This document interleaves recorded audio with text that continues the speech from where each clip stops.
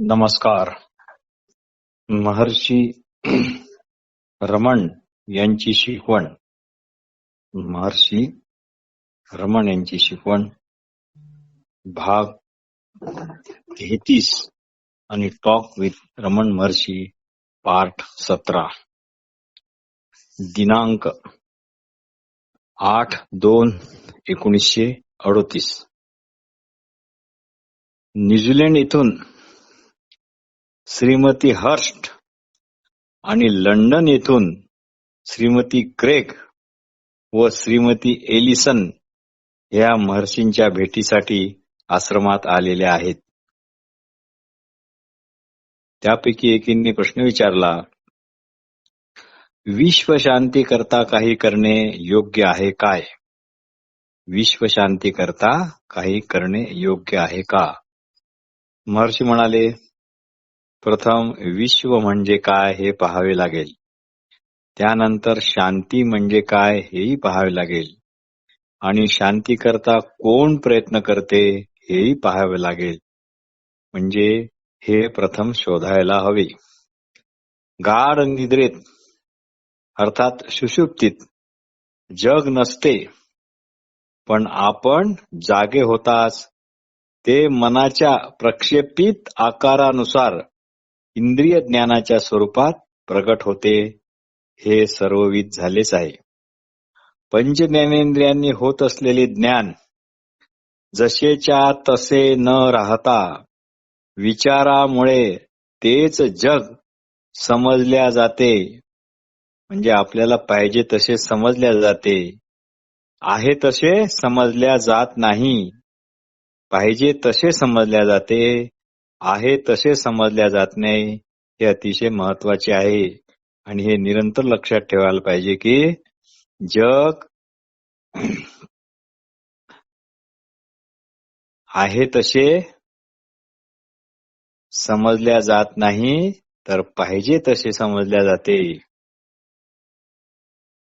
पण हे विचाराचे जग स्वतंत्र अर्थात तुमच्याशिवाय स्वतंत्र किंवा तुमच्यापासून वेगळे नाही. आणि अशांती ही या विचाराच्या जगासोबतच उदय पावते.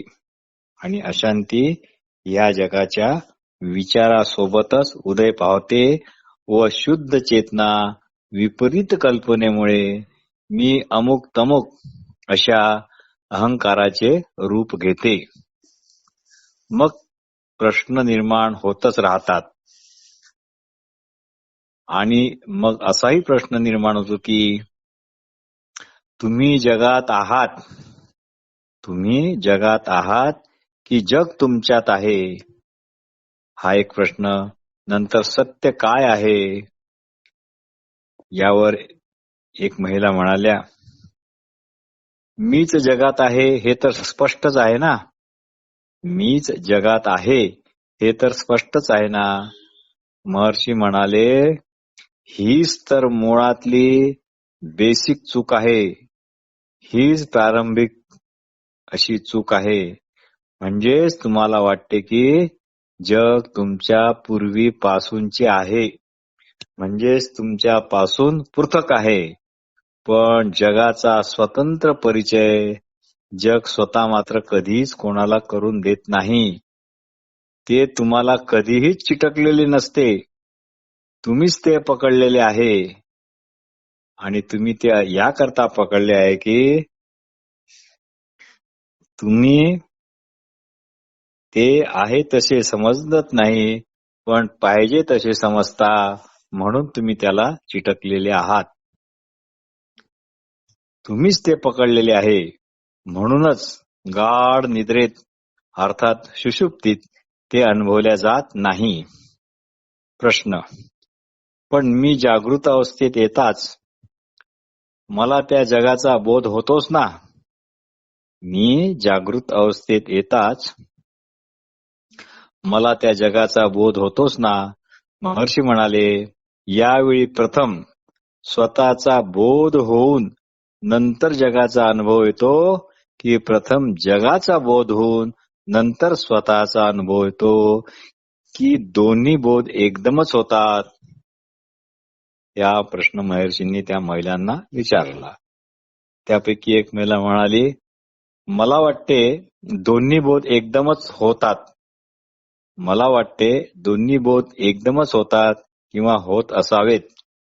महर्षी म्हणाले, पण जगाचा बोध होण्यापूर्वी तुमचे अस्तित्व होते की नव्हते? जगाचा बोध होण्यापूर्वी तुमचे अस्तित्व होते की नव्हते? म्हणजे जगाचा बोध झाल्यावर व त्यापूर्वी तुम्ही होता हे तुम्हाला मान्य आहे काय? प्रश्न, मान्य आहे. महर्षी म्हणाले, म्हणजे सर्व काळी अर्थात जागृती स्वप्न सुषुप्ती काळात तुमचे अस्तित्व या ना त्या रूपात प्रथम निश्चितपणे कुठल्या तरी बाह्य पुराव्याशिवाय निरंतर आहे, नित्य आहे. आणि जर जग स्वतंत्र व पृथक असेल तर गाढ निद्रेत किंवा सुषुप्तीत या जगाचे तुम्हाला भान का राहत नाही? प्रश्न, कारण मला स्वतःचे व जगाचे भान एकाच वेळी होते. महर्षी म्हणाले, पण तुम्ही तर सूक्ष्मपणे लक्षपूर्वक पाहिले तर तुम्ही जर सूक्ष्मपणे किंवा लक्षपूर्वक पाहिले तर एक किंचित क्षणाकरता प्रथम स्वतःचे भान होते व नंतर मग जगाचे भान उदयाला येते. अगदी निमिषभर यांच्यामध्ये फरक असतो असे तुम्हाला वाटत नाही का? प्रश्नकर्ता म्हणाली, नाही, मला वाटते स्वतःचे आणि जगाचे भान एकाच वेळी होते. महर्षी म्हणाले, म्हणजे स्वतःला स्वतःचे भान आणि जगाचे भान एकदमच होते असे तुम्ही म्हणता. पण कुणाला कुणाचे भान होते? कुणाला कुणाचे भान होते? अशा दोन जाणीवा आत्मसत्ता थोड्याच आहेत. अशा दोन जाणीवा किंवा आत्मसत्ता थोड्याच आहेत की एक जाणीव दुसऱ्या जाणीवेचे भान ठेवील म्हणून, एक जाणीव दुसऱ्या जाणीवेचे भान ठेवील म्हणून. म्हणजे जाणीवेमध्ये बोधामध्ये क्रम असा नाही, म्हणजे क्रमिकता नाही. जाणीव सदा सर्वदा बोध स्वरूपच आहे. जाणीव सदा सर्वदा बोध स्वरूपच आहे, स्वस्ववेद्यच आहे. पण याकडे आपले लक्ष नसते. जसे पडद्यावर चित्रपट दिसतो आणि चित्रपटात गुंतले की मग पडद्याकडे लक्षच राहत नाही. म्हणजेच काय, आपल्या असणेपणाकडे लक्ष राहत नाही. पण पडद्याशिवाय चित्रपट दिसू शकेल काय? पडद्याशिवाय चित्रपट दिसू शकेल काय? जग हा चित्रपट असून तुमचे असणेपण हा पडदा होय. अर्थात तुमचे असणेपण या शब्दप्रयोगात तुम्ही एक अलग आणि असणेपण अलग अशा दोन गोष्टी नाही आहे. हे कृपया निरंतर लक्ष ठेवावे. ही भाषेची मर्यादा आहे, ही भाषेची मजबुरी आहे की आपल्याला असं म्हणावं लागते की तुमचे असलेपण, माझे असलेपण इत्यादी इत्यादी. हा पडदा चित्रपटाच्या पूर्वीपासूनच असतो. हा पडदा चित्रपटाच्या पूर्वीपासून असतो. नित्य व अपरिवर्तनशील असाच असतो. द्रष्टा दृश्य अशा परिवर्तनापासून, अशा भावापासून तो सदैव मुक्त असतो. म्हणजेच हे काळजीपूर्वक लक्षात घ्यायला हवे की द्रष्टा व दृश्य अशा परिवर्तनापासून म्हणजे अशा भावापासून तो सदैव मुक्तच असतो. द्रष्टा आणि दृश्य या शब्दावर जोर आहे. म्हणजेच स्वसंवेद्यता ही शुद्ध चेतना असते. प्रश्नकर्ता, मला वाटते माझ्या सुषुप्ती अवस्थेत बाह्य जगाच्या माझ्या सुषुप्ती अवस्थेत पण बाह्य जग जसेच्या तसे असते, फक्त मला त्याचे भान नसते. इतकेच काय तो फरक आहे. कारण मला जरी या जगाचा बोध किंवा भान नसले तरी मी गाढ निद्रेत ज्यावेळी होते त्याच वेळी जे लोक जागृते अवस्थेत होतात म्हणजे त्याच वेळी जी लोक जागृती अवस्थेत होती तेव्हा तर जग असतेच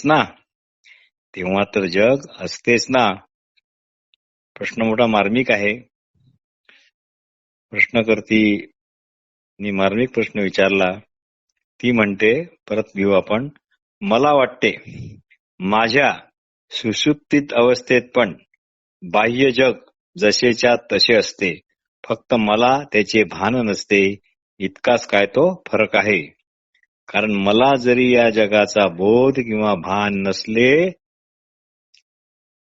तरी मी गाढ निद्रेत ज्यावेळी होते त्याच वेळी जी लोक जागृती अवस्थेत होती तेव्हा तर त्यांना जग असतेच ना. म्हणजे माझ्या सुषुप्त अवस्थेत जग असतेच असे म्हणायला काय हरकत आहे. हे तर अगदी स्पष्टच आहे. महर्षी म्हणाले, पण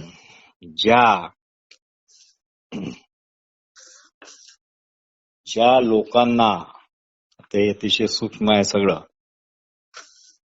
ज्या लोकांना तुम्ही गाढ निद्रेत सुषुप्तीत असताना जगाचा बोध होत आहे ते लोक तुमच्या सुषुप्तीत येऊन तशी तुम्हाला साक्ष देतात काय? ते लोक तशी तुम्हाला साक्ष देतात काय की हो, तुम्हाला जरी नाही तरी आम्हाला जगाची प्रतीती होत आहे बर का. पण उलट तुम्हीच जागृतीत आल्यावर म्हणता माझ्या सुषुप्तावस्थेत हे लोक जगाचा अनुभव घेत होते म्हणून. उलट तुम्हीच म्हणता जागृतीत अवस्थेत आल्यावर असे म्हणता की माझ्या सुषुप्तावस्थेत हे लोक जगाचा अनुभव घेत होते. आणि दुसरे असे की जे लोक त्यांच्या जागृती अवस्थेत व तुमच्या सुषुप्ती अवस्थेत, जे लोक त्यांच्या जागृती अवस्थेत व तुमच्या सुषुप्ती अवस्थेत जगाची प्रतीती अनुभवतात त्यावेळी ते सत्याला थोडीच पाहतात.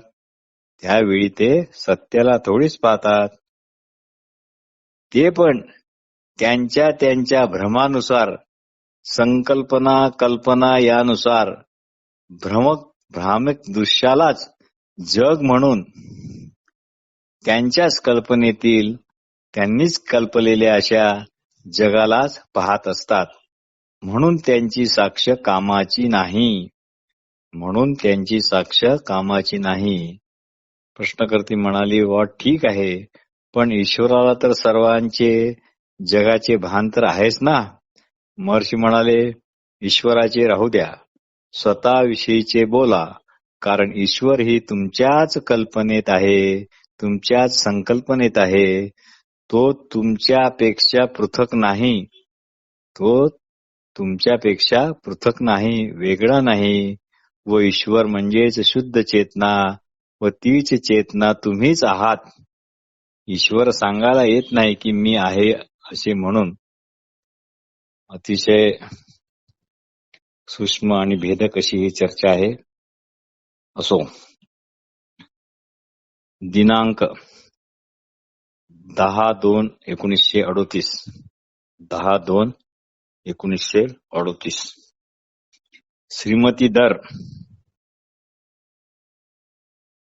बहुतेक काश्मीरी वगैरे असाव्या, श्रीमती दर यांनी विचारले, बाह्य क्रिया करीत असताना चिंतन कसे करावे. कारण चिंतनाचे चरम अवस्था येताच श्वास निरोध होतात, बंद पडल्यासारखे होतात असे म्हणतात. महर्षी म्हणाले, चिंतन म्हणजे काय आणि विचार करता म्हणजे नक्की कोण? व विचार करता म्हणजे नक्की कोण? जो सिद्ध आहे त्याला तर कशाचीच गरज नाही. जो सिद्ध आहे त्याला तर कशाचीच गरज नाही. साधकावस्थेतच या सर्वांचे चिंतन करावे लागते. विचार करता स्वतःला आपल्या विचारापासून वेगळा पृथक का समजतो? विचार करता स्वतःला आपल्या विचारापासून वेगळा पृथक का समजतो? याचाच शोध घ्यावा लागेल. याचाच शोध घ्यावा लागेल. वस्तुतः आपले असणे हे शाश्वत आणि अविच्छिन्न अशा प्रकारचे आहे. आपले असणे शाश्वत आणि अविच्छिन्न अशा प्रकारचे आहे. हेच समजण्याकरता चिंतन मनन करावे लागते. नंतर चिंतन मनन इत्यादीचे काम आपोआप संपते. कारण आपले शुद्ध असणे पण कुठल्याही विचार, तर्क इत्यादीवर कधीही अवलंबून नाही. ते असणे पण स्वयंसिद्ध आहे. हे कळते म्हणून आपण आपल्या असणेपणाविषयी थोडाही संशय घेऊ शकत नाही. किंवा घेऊ शकतो काय? एकदा का हे कळले की व्यक्तिगत बोध थोडाही बाधक होत नाही. व्यक्तिगत बोध थोडाही बाधक होत नाही. कारण बोध झाल्यानंतर दिवसाचा चंद्र ज्याप्रमाणे केवळ असतो त्याप्रमाणे व्यक्तिगत बोध हा दिवसाच्या चंद्राप्रमाणे निष्प्रभ होतो, कामापुरताच उरतो. श्रीमती दर म्हणाल्या, मी या अद्भुत सृष्टीचा एक अंश असून परावलंबी आहे, परतंत्र आहे, काहीच करू शकत नाही. त्याकरता मला स्वतंत्र व्हावे लागेल. या बाबतीत मला कृपया मार्गदर्शन करा. महर्षी म्हणाले, मी तुम्हाला विचारतो सध्या तुम्ही कुठे आहात? मी तुम्हाला विचारतो सध्या तुम्ही कुठे आहात? म्हणजे तुम्ही या जगात आहात की हे जग तुमच्यात आहे? म्हणजे तुम्ही या जगात आहात की हे जग तुमच्यात आहे? हे जर तुम्हाला मान्य करावे लागेल, हे तर तुम्हाला मान्यच करावे लागेल की गाढ झोपेत म्हणजे सुषुप्तीत तुम्हाला जगाचे कुठलेच भान नसते. तुम्हाला जगाचे कुठलेच भान नसते. म्हणून काय तुम्ही स्वतःचा असलेपणा नाकारता का? म्हणून तुम्ही स्वतःचा असलेपणा नाकारू शकत नाही. तुम्ही असता पण जग नसते. तुम्ही असता पण जग नसते. पण जाग येताच सर्व जग प्रगट झाल्यासारखे होते. याचाच अर्थ असा निघतो की जगाचे स्वतंत्र वस्तुत्व व वेगळेपणा हा कधीच सिद्ध होत नाही. कारण तसा मुळात नाहीच. तुम्ही जाग येताच विचार करता म्हणून जग आहे असे वाटते, फक्त वाटते. तुम्ही जे जगाची कालाच्या अनुभवावर आधारित कल्पना सुरू ठेवता म्हणून त्या स्मृतीमुळे जग व जगाचे सातत्य आहे असे तुम्हाला वाटते.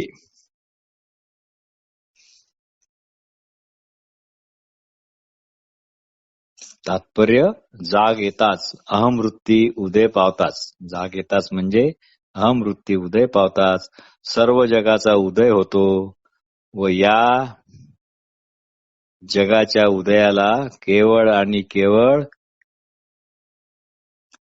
अहमवृत्तीला आधार सुद्धा तुमचा स्वतःचा असलेपणाच आहे. सारांश, स्वतःला जाणताच जगाचे कोडेपण आपोआप सुटेल किंवा जगाचे कोडेच हे कोडे आहे असे वाटणारच नाही. कारण जग स्वतः येऊन तुम्हाला कधीच म्हणत नाही की माझे कोडे एकदाचे सोडवा बुवा, माझे कोडे एकदाचे सोडवा बुवा. आपणच तशी जिज्ञासा करतो, किंबहुना आपणच तशी व्यर्थ जिज्ञासा करतो. म्हणून प्रथम हे स्पष्ट कळाले पाहिजे की आपला व जगाचा निश्चित संबंध कसा. आपणच जशी जगाची कल्पना व विचार करतो म्हणूनच जग आहे, की ते आपल्यापासून स्वतंत्र, पृथक, वेगळे असे कायमचे आहे. तुमच्या कल्पना विचाराच्या भरोशावर नाही. म्हणून कल्पना करणारा कोण याचाच प्रथम शोध घ्यायला हवा. म्हणून कल्पना करणारा कोण याचाच प्रथम शोध घ्यायला हवा. या बाबतीत असणारे समस्त वैज्ञानिक आणि धर्मशास्त्रज्ञ किंवा धर्मशास्त्र हे उहापोह करतात. अर्थात त्यांचा हा सर्व उहापोह एका दृष्टीने निरर्थकच आहे. त्यातून खरे समाधान मिळत नाही. फक्त भौतिक किंवा मानसिक समाधान मिळू शकते. एवढे मात्र पक्के तुम्ही लक्षात ठेवा की साक्षात्काराच्या अवस्थेत कुठलीच सृष्टी, जग इत्यादी स्वतंत्रपणे अस्तित्वात राहू शकत नाही. जर सृष्टी आहे, जग आहे असे वाटत असेल तर तो साक्षात्कारच नाही. जर सृष्टी स्वतंत्र आहे, वेगळी आहे, जग आहे, स्वतंत्र आहे, वेगळे आहे असे वाटत असेल तर तो साक्षात्कारच नाही असे समजा. कारण साक्षात्कार होताच, अर्थात आत्मदर्शन होताच जग जग म्हणून राहत नाही तर ते ब्रह्म म्हणूनच राहते. अर्थात त्याला चिद्विलास असे आपण म्हणू शकतो. म्हणून प्रथम आत्मसाक्षात्कारी व्हा. हा वस्तुतः आत्मसाक्षात्कार झालेलाच आहे. या बाबतीत मागच्या वेळा उहापोह झालेलाच आहे. पण भाषा आहे ही, प्रथम आत्मसाक्षात्कारी व्हा आणि नंतर लक्षात येईल की आपण म्हणतो तसे जग नाहीच. जगाची पृथक किंवा स्वतंत्र, वेगळी अशी सत्ता नाही. आहे ते ब्रह्मच आहे, चिद्विलास आहे. मग सृष्टी झाली की नाही हे आपल्याला ठरवता येईल. श्रीमती दर ह्या प्रकृती अस्वास्थ्यामुळे महर्षीच्या अगदी जवळ येऊ शकल्या नाहीत, म्हणून जरा दुःखी आहेत. पण श्री रमण महर्षी त्यांना म्हणाले, काही फिकीर करू नका. अशा प्रकारे विचार, चिंतन, मनन करीत राहा. माझे सानिध्य त्यातून तुम्हाला सतत मिळत राहील ही खात्री बाळगा. अर्थात ही खात्री आपणही बाळगली तर फार चांगले होईल की चिंतन मनन करत राहा, काही फिकीर करू नका. अशा प्रकारे चिंतन मनन करत राहाल तर माझे सानिध्य त्यातून तुम्हाला मिळतच राहील ही खात्री बाळगा. माझ्याजवळ राहून अन्य विचारात डोके खुपसून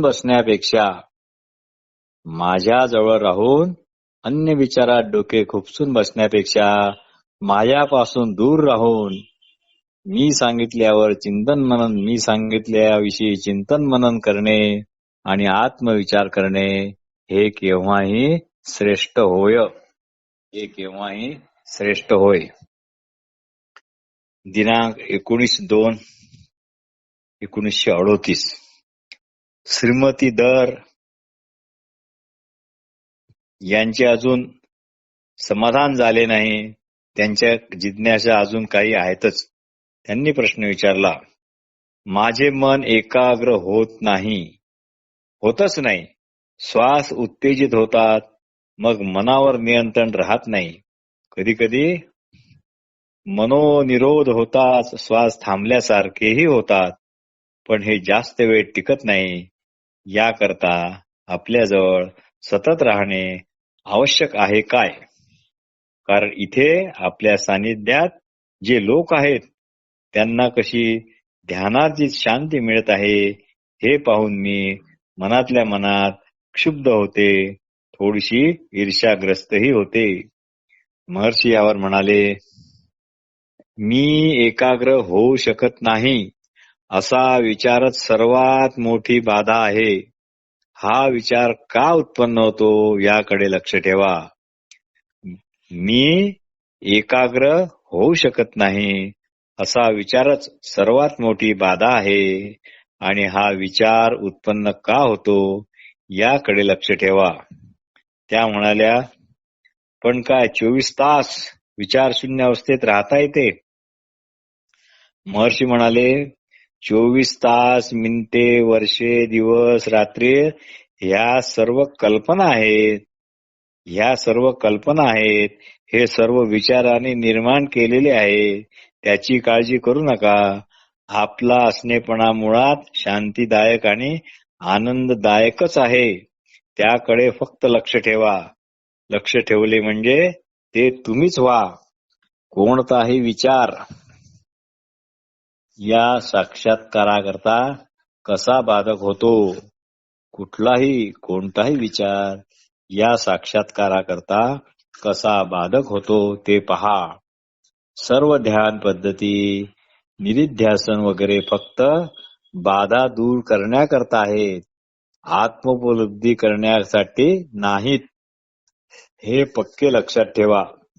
केवळ बाधा दूर करण्याकरता आहेत. कारण आत्म उपलब्धी तर सदाचीच आहे, सहजच आहे, आत्ताच आहे, याच ठिकाणी आहे. तुम्ही काय तुमच्या असण्यापासून पृथक आहात का?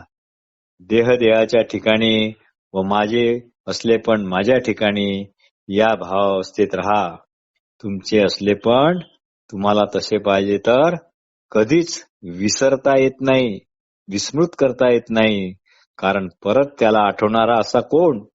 दोन गोष्टी थोड्याच आहेत. एकाला विस्मृतपणा आला, एकाला विस्मृतीपणा आला आणि दुसरा स्मृतीत असणारा, असे थोडेच काही आहे. आपण सदा सर्वदा साक्षात्कार युक्तच आहोत. केवळ कल्पना विचारमुक्त होण्याची गरज आहे. केवळ याच कल्पना सोडण्याची गरज आहे. तुम्ही म्हणता तुम्ही रोगग्रस्त आहात म्हणून तुमचे ध्यान वगैरे लागत नाही. पण शरीर शरीराच्या ठिकाणी आहे. ते कधीच म्हणत नाही की मी रोगग्रस्त आहे म्हणून.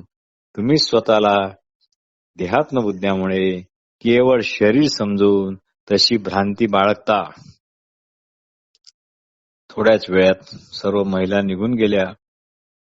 पण उपस्थितांची या विषयावर चर्चा सुरूच आहे. एकाने विचारले, भगवान असे काही सांगतात की आपणापुढे प्रश्न विचारण्याच्या स्थितीतच राहत नाही. आपल्या पुढे कुठलाच तर्क चालत नाही. श्री महर्षी हसून म्हणाले, होय. श्री महर्षी हसून म्हणाले, होय. त्यावर एक जण म्हणाला, रमण महर्षीजी समर्पणालाच भक्ती म्हणतात, पण तुम्ही आत्मविचाराला मुख्य मानता. महर्षी म्हणाले, होय. कारण समर्पण प्रभावशाली होण्याकरता ज्ञान विचार अत्यावश्यक आहे. कारण समर्पण प्रभावशाली होण्याकरता ज्ञान विचार अत्यावश्यक आहे. नाहीतर समर्पण हे प्रभावशाली होणार नाही. त्याची परिणिती, ज्ञान विचाराची परिणिती ही संपूर्ण समर्पणातच होते. उपस्थितांनी विचारले, पण असे ज्ञान होताच मग समर्पणाची आवश्यकता तरी काय? असे ज्ञान होताच मग समर्पणाची आवश्यकता तरी काय? महर्षी म्हणाले, म्हणून तर ज्ञान आणि समर्पण यांच्यात काही अंतर नाही.